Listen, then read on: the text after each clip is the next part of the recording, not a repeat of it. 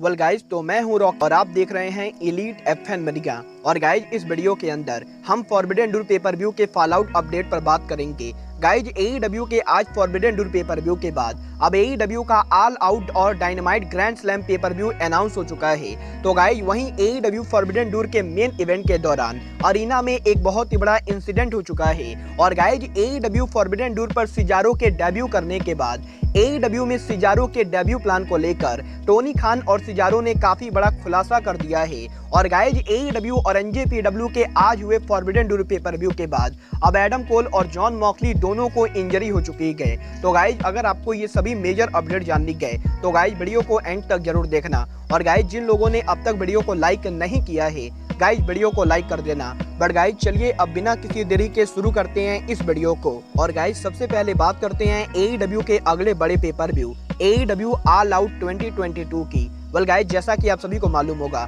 आज एईडब्ल्यू और एनजेपीडब्ल्यू के फॉरबिडन डूर पेपर व्यू के बाद एईडब्ल्यू का अगला बड़ा पेपर व्यू ऑल आउट होने वाला है। और गाइज, अगर आप लोगों ने फॉरबिडन डूर को ध्यान से देखा होगा तो गाइज, आप लोगों ने देखा होगा आज यूनाइटेड सेंटर में फॉरबिडन डूर पेपर व्यू होते समय यूनाइटेड सेंटर के अंदर ऑल आउट पेपर व्यू का पोस्टर लगा था, जहां पर यूनाइटेड सेंटर के अंदर इस पोस्टर के ऊपर एईडब्ल्यू के इस साल के ऑल आउट का डेट अनाउंस हो चुका है। और गाइज, यहाँ पर यूनाइटेड सेंटर में इस पोस्टर के ऊपर एईडब्ल्यू ने ऑल आउट 2022 को 4 सितंबर को अनाउंस किया है। और गाइज, यहाँ पर इस पोस्टर के हिसाब से एईडब्ल्यू के इस साल का भी all out pay per view AEW Chicago area में करने वाली गए, जहां पर इस साल एईडब्ल्यू का all out pay per view AEW 4 सितंबर 2022 को करेगी। बट गाइज, यहाँ पर अभी तक ये चीज कंफर्म नहीं गए कि एईडब्ल्यू के इस साल का all out pay per view AEW उनके पुराने अरीना सीयर सेंटर में करेगी या फिर एईडब्ल्यू का ऑल आउट पेपर व्यू भी एईडब्ल्यू यूनाइटेड सेंटर में करेगी। वेल गाइज, देखना काफी ज्यादा दिलचस्प होगा कि एईडब्ल्यू इस साल ऑल आउट पेपर व्यू को किस अरीना में कराती गए।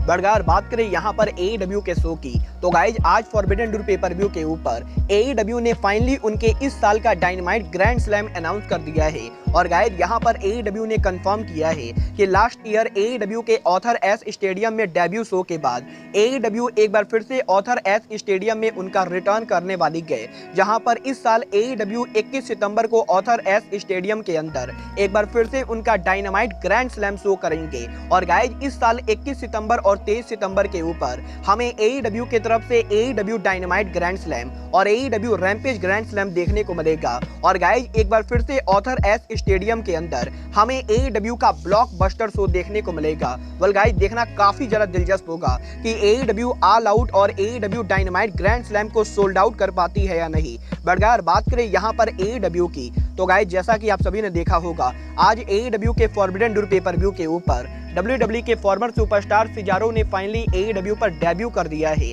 और गाइज, यही सिजारो के फॉरबिडन डूर पर डेब्यू करने के बाद एईडब्ल्यू फॉरबिडन डूर के मीडिया कॉन्फ्रेंस के अंदर टोनी खान और सिजारो ने एईडब्ल्यू में उनके डेब्यू को लेकर बात की गई, जहां पर टोनी खान ने इस चीज को कंफर्म किया है कि टोनी खान सिजारो से काफी लंबे टाइम से बात कर रहे थे। और गाइज, जब से सिजारो ने डब्ल्यूडब्ल्यूई को लीव किया था तब से ही टोनी खान और सिजारो एक दूसरे के कॉन्टेक्ट में थे। और गाइज, यहाँ पर एईडब्ल्यू के ओरिजिनल प्लान के हिसाब से सिजारो का डेब्यू एईडब्ल्यू में ना होके बल्कि आरओएच रेसलिंग में होने वाला था। और गाइज, यहाँ पर टोनी खान ने ये कंफर्म किया है कि आरओएच रेसलिंग के अगले बड़े पेपर व्यू आरओएच के death before dishonour pay per view के ऊपर टोनी खान ओरिजिनली सिजारो का डेब्यू कराने वाले थे। और गाइज, सिजारो का एईडब्ल्यू में डेब्यू एईडब्ल्यू में डायरेक्टली ना होके बल्कि आरओएच रेसलिंग के थ्रू होने वाला था। बट गाइज, यहाँ पर ब्रायन डेनियल्सन के सडनली इंजर्ड होने के बाद टोनी खान को उनके प्लान्स को चेंज करना पड़ा है। और गाइज, ब्रायन डेनियल्सन की इंजरी के वजह से सिजारो ने आज फॉरबिडन डूर पर डेब्यू किया है। और गाइज, यहाँ पर टोनी खान के ऐसा कहने के बाद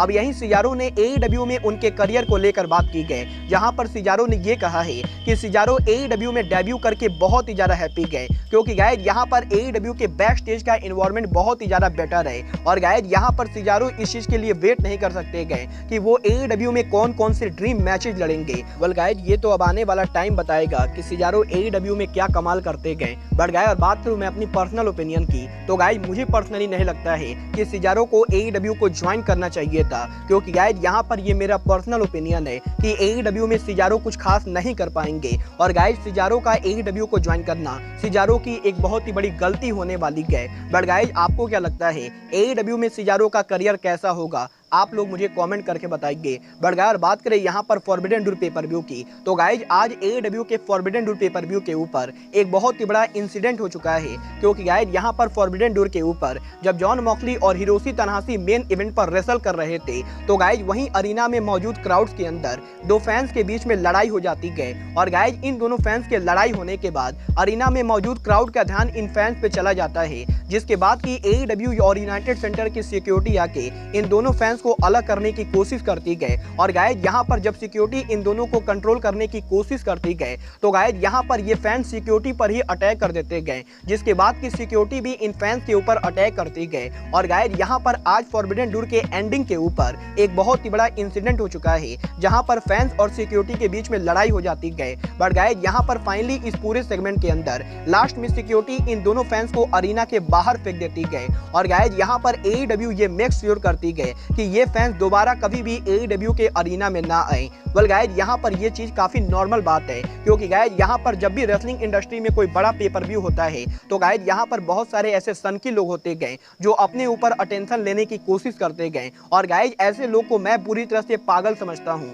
क्योंकि गाइस ये लोग अपने साथ साथ अपने अगल बगल के लोगों के माहौल को भी खराब करते गए। और गाइस मैं तो पर्सनली चाहता हूँ कि ऐसे लोगों को AEW के सोच से बैन करना चाहिए। बट अगर बात करें यहाँ पर AEW के शो की, तो गाइस आज AEW और NJPW के blockbuster forbidden door pay per view के बाद AEW के दो बड़े सुपरस्टार्स को इंजरी हो चुके गए। और गाइस यहाँ पर ये दोनों सुपरस्टार और कोई नहीं बल्कि एडम कोल और AEW के brand new interim world champion John Moxley गए। वेल गाइस बात करें यहाँ पर एडम कोल की इंजरी की, तो गाइस जैसा कि आप सभी ने फॉरबिडन डोर पर देखा होगा, आज फॉरबिडन डोर के सेमी मेन इवेंट के ऊपर जब IWGP वर्ल्ड चैंपियनशिप मैच हो रहा था, तो गाइस यहाँ पर काफी बेहतरीन फेटल 4-वे मैच के बाद इस मैच के एंडिंग पर जो होता है वो काफी सारे लोगों को समझ में नहीं आता है, क्योंकि गाइस यहाँ पर मैच के एंडिंग के ऊपर ओकाडा एडम कोल के ऊपर रैन मेकर हिट करने वाले होते गए। बट गाइस यहाँ पर ओकाडा मिस कर जाते गए, और गाइस इसके बावजूद भी जे वाइट एडम कोल पर पिन करके इस मैच को कहीं से भी जीत जाते गए। और गाइस यहाँ पर जिस तरीके से इस मैच का एंड होता है, अरीना में मौजूद क्राउड पूरी तरह से शॉक हो जाती गए, क्योंकि गाइस यहाँ पर एडम कोल के बिना पिटाई हुए वो ये मैच हार जाते गए। बट गाइस यहीं अब एडम कोल के इस मैच के हारने के बाद एडम कोल के हेल्थ स्टेटस को लेकर बहुत ही बड़ी अपडेट आ रही है, जहां पर मल्टीपल सोर्सेज ने ये कंफर्म किया है कि आज फॉरबिडन डोर पर IWGP चैंपियनशिप मैच के अंदर एडम कोल को कंकशन हो गया था। और गाइस यहाँ पर मैच में एक टाइम पर एडम कोल का शोल्डर टूट गया था, और गाइस यहाँ पर मैच के अंदर एडम कोल को काफी बुरी तरीके से इंजरी हुई गई। और गाइस एडम कोल के इसी से इस मैच के एंडिंग को चेंज करना पड़ा है, क्योंकि गाइस यहाँ पर AEW के ओरिजिनल प्लान के हिसाब से इस मैच का एंडिंग ऐसे नहीं होने वाला था। और गाइस यहाँ पर NJPW के इस मैच के एंडिंग के ओरिजिनली कुछ और ही प्लान थे। बट गाइस यहाँ पर एडम कोल के इंजर्ड होने के बाद इस मैच को ऐसे तरीके से एंड करना पड़ा है। और गाइस यहाँ पर मल्टीपल सोर्सेज ने कंफर्म किया है कि एडम कोल की हालत करंटली काफी ज्यादा खराब है। वेल गाइस देखना काफी ज्यादा दिलचस्प होगा कि एडम कोल AEW में आगे क्या करते गए। बट गाइस मैं तो पर्सनली यही होप करता हूँ कि एडम कोल जल्दी से जल्दी ठीक होकर AEW पर उनकी वापसी करे। बट गाइस बात करें यहाँ पर मॉक्सली की इंजरी की, तो गाइस यहाँ पर फॉरबिडन डोर पर मॉक्सली और तनाहाशी के ब्लॉकबस्टर मैच के बाद यही मॉक्सली ने मीडिया कॉन्फ्रेंस के अंदर उनके कंकशन को लेकर बात की गई, जहां पर मॉक्सली ने मीडिया कॉन्फ्रेंस में ये कंफर्म किया है तनाहाशी के मैच में जब जॉन मॉक्सली ब्लीड कर रहे थे, और गाइस यहाँ पर जब जॉन मॉक्सली के आंखों पे खून गिर रहा था, तो गाइस एक टाइम के लिए जॉन मॉक्सली पूरी तरह से ब्लैकआउट हो गए थे। और गाइस यहाँ पर फॉरबिडन डोर के मेन इवेंट के ऊपर जॉन मॉक्सली को कंकशन हो चुकी है। और गाइस यहाँ पर मॉक्सली ने बताया है कि एक टाइम के लिए उन्हें कुछ भी दिखाई नहीं दे रहा था, और गाइस वो मोमेंट मॉक्सली के लिए बहुत ही ज्यादा स्कैरी था। वेल गाइस यहाँ पर मॉक्सली ने उनके कंकशन को कंफर्म किया। बट गाइस यहाँ पर मॉक्सली की ये इंजरी है या नहीं, इसको लेकर अभी तक कोई बड़ी रिपोर्ट सामने नहीं आ रही है। वेल गाइस अगर मॉक्सली सच में इंजर्ड होने वाले गए, तो गाइस ये AEW के लिए बहुत ही बुरी खबर होने वाली है, क्योंकि गाइस वहां पर मॉक्सली अभी AEW के वर्ल्ड चैंपियन बने गए। और गाइस AEW के नेक्स्ट वीक के ब्लड एंड गट्स के ऊपर जॉन मॉक्सली एक बहुत ही बड़ा रोल प्ले करने वाले गए। और गाइस अगर blood and guts dynamite show से पहले जॉन मॉक्सली इंजर्ड होते गए, तो गाइस ये AEW के लिए डाउनफॉल होने वाला है। वेल गाइस अब ये आने वाला टाइम बताएगा कि जॉन मॉक्सली सीरियस इंजरी होती है या नहीं। बट गाइस अब आज के इस वीडियो में बस इतना ही। मैं मिलता हूँ आपसे अपने अगले वीडियो में। बट गाइस तब तक के लिए goodbye, good night and bang.